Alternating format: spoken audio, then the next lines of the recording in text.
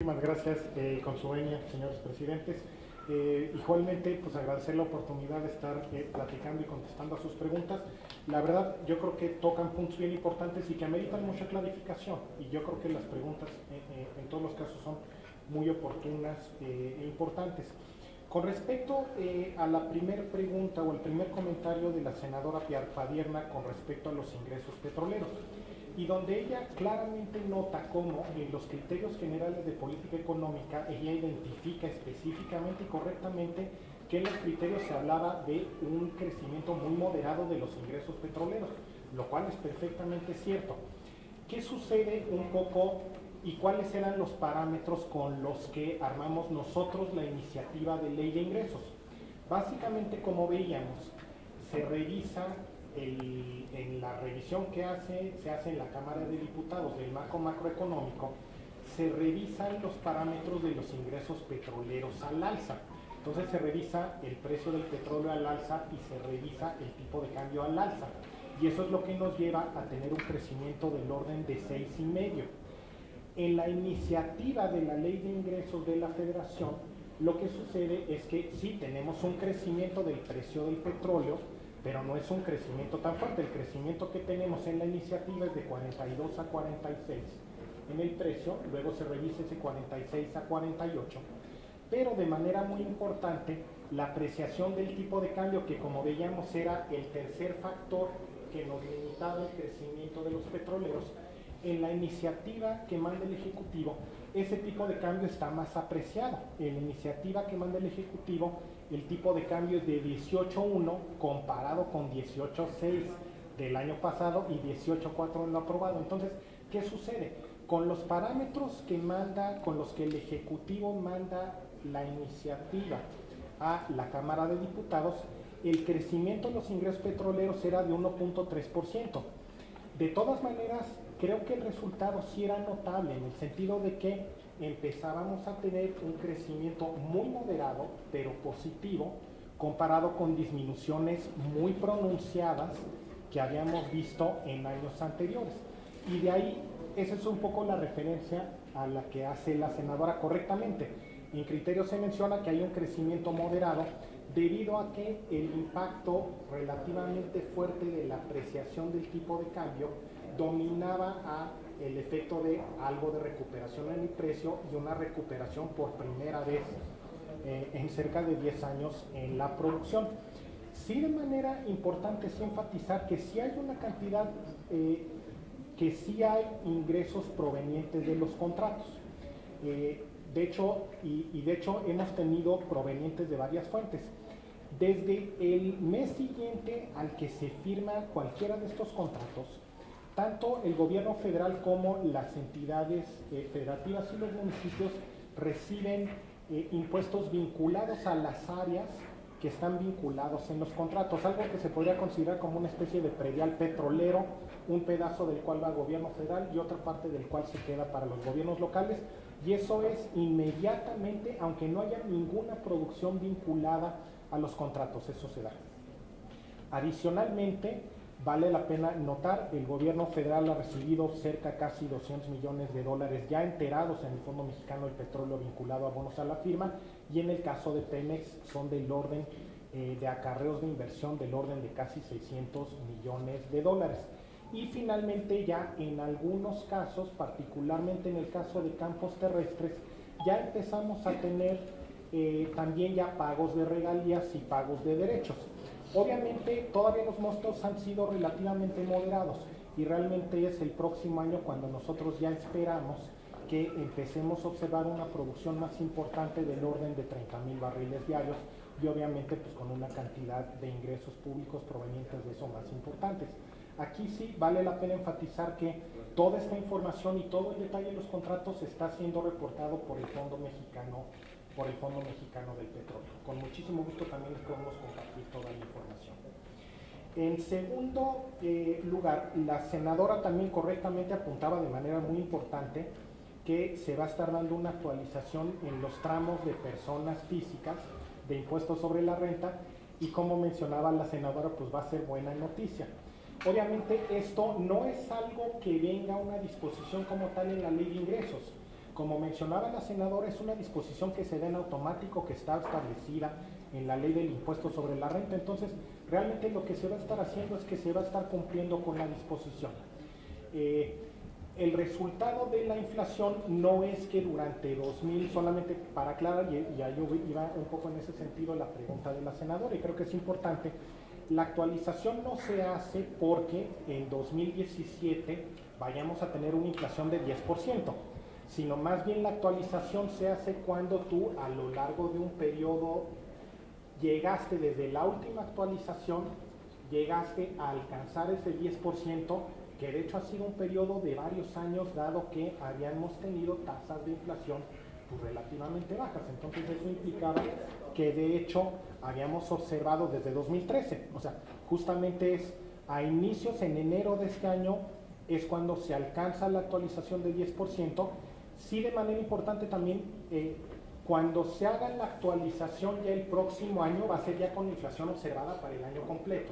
Entonces, no nada más es por el 10%, sino es ese 10% que se observó en enero, pero además lo adicional que se acumule de inflación durante ese año.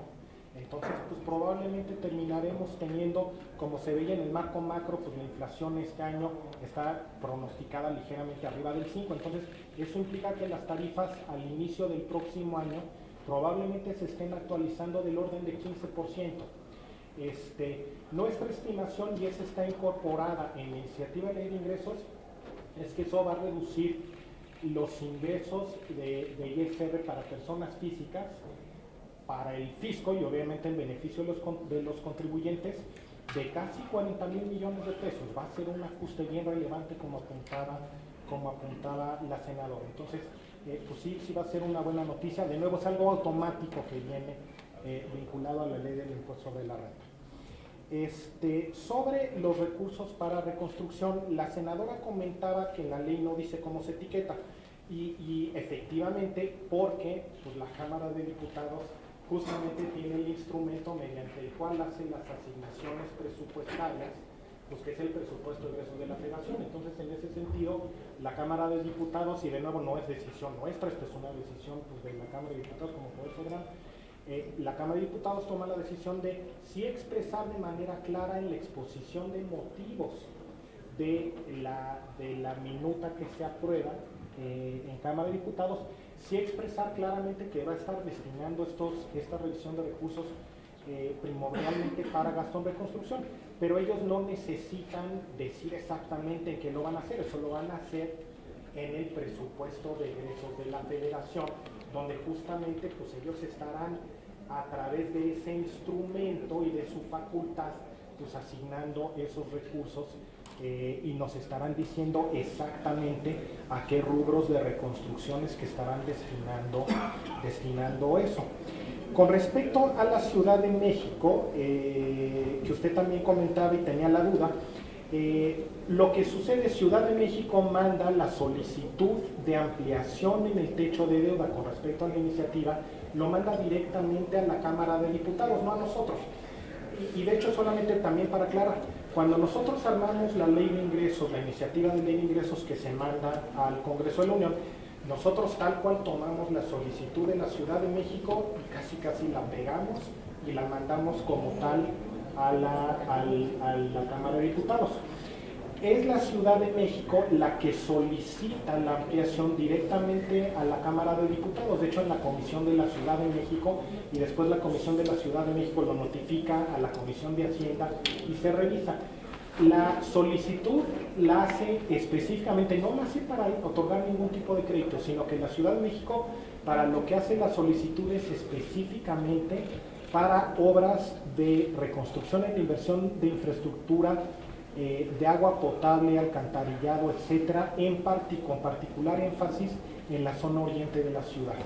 Entonces, en principio va para infraestructura de agua, justamente pues donde aparentemente ha habido el problema más serio, que es en la zona oriente de la Ciudad de México, y es un poco para terminar de mejorar y de acelerar la recuperación. Con respecto al tema de las donaciones, que también preguntaba la senadora correctamente, ya hay muchas dudas sobre, bueno, un poquito cuánta lana está, todos queremos saber cuánto dinero está llegando, qué se está haciendo. Aquí solamente un poco clarificar, y esto es bien importante porque es algo que también se revisó en Cámara de Diputados y es una modificación que se hizo también en la iniciativa. Las donatarias tienen la obligación, sí, de reportarlas a la Secretaría de Hacienda, pero es una obligación de reportarnos una vez al año. No tienen la obligación de reportarnos de manera con mayor frecuencia ni cuánto recibieron de recursos ni a qué lo destinaron. Eso nos lo hacen con un reporte anual que se envía al SAT y donde ese reporte se pone en la página del SAT. Aquí vale la pena enfatizar que realmente pues estos donativos básicamente han estado yendo a donatarias privadas, no son donativos que ha recibido el gobierno federal. Ha ido a la Cruz Roja, ha ido al Fideicomiso Fuerza México, ha ido a una serie de recursos. De estas donaciones nada. De estas donaciones en efectivo nosotros no hemos recibido nada, todo ha ido a donatarias privadas. Ahora, justamente compartiendo la misma inquietud de la senadora, es que en la Cámara de Diputados se toma la decisión de establecer una obligación de que reporten de manera mensual a aquellos que hayan estado recibiendo donativos vinculados al tema del sismo, para que podamos estar contando con la información de quién recibió los recursos y a qué se está destinando.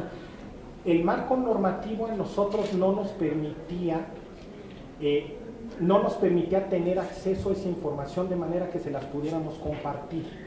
Entonces, lo que sí sucede es que en la Cámara de Diputados se establecen disposiciones, esos fueron de los cambios que se hicieron a la minuta, se establece la obligación mensual de las donatarias que estén recibiendo recursos para efectos de reconstrucción, etcétera, y apoyo vinculado al sismo, que tengan que estar realizando reportes mensuales. Entonces, es gracias a esa modificación que vamos justamente poder estar recibiendo, y con eso tenemos el marco normativo que nos va a estar permitiendo tener esa información de manera oportuna.